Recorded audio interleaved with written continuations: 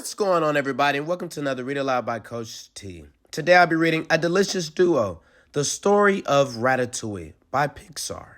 Alfredo Linguini walked into his restaurant one morning to the smell of a delicious mushroom and cheese omelet.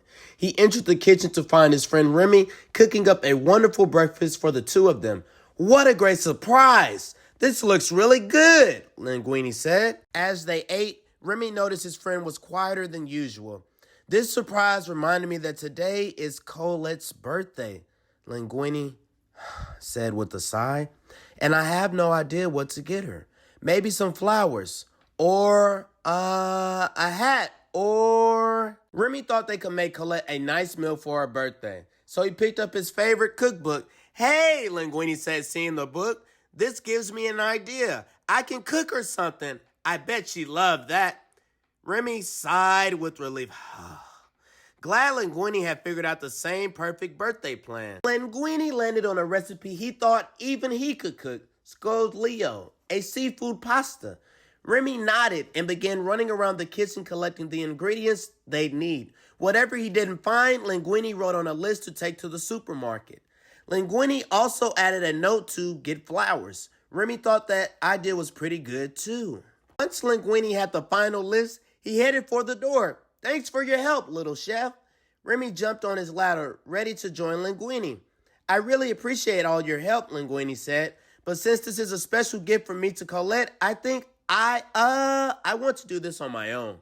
But when he got to the supermarket, he saw there were 10 ingredients needed just for the pasta sauce. Linguini headed down the closest aisle and saw pre-made jars of pasta sauce.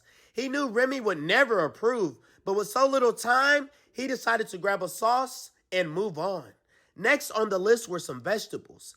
The cookbook instructions had listed detailed steps for chopping and dicing and spiralizing, so he was happy to find a freezer full of pre-cut veggies. After the supermarket, Linguini headed for the fish market and flower stand by the river. The list said to buy fresh fish like mussels, scallops, or shrimp, but Linguini spotted a sign advertising live lobsters. That is as fresh as fish can get, Linguini thought.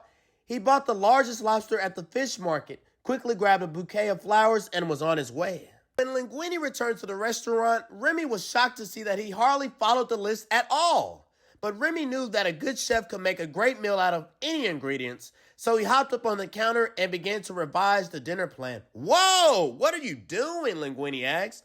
I've got it from here. Why don't you sit down and, relax?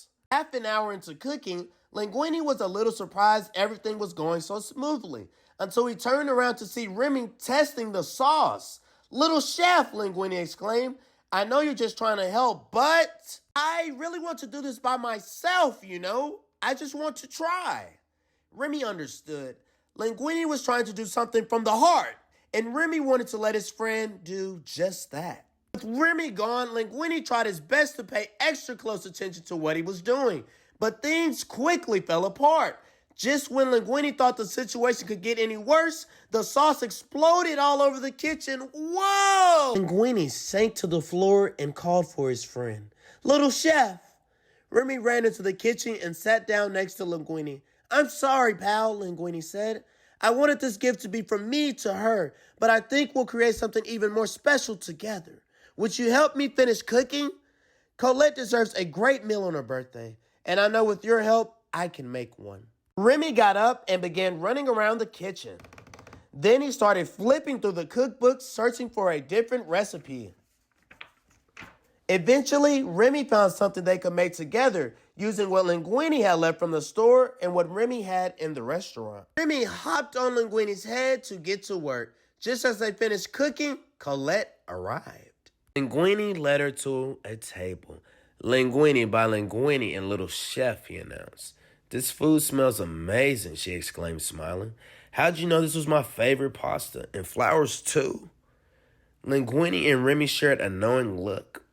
I had a bit of help. Linguini chuckled. Happy birthday, Colette.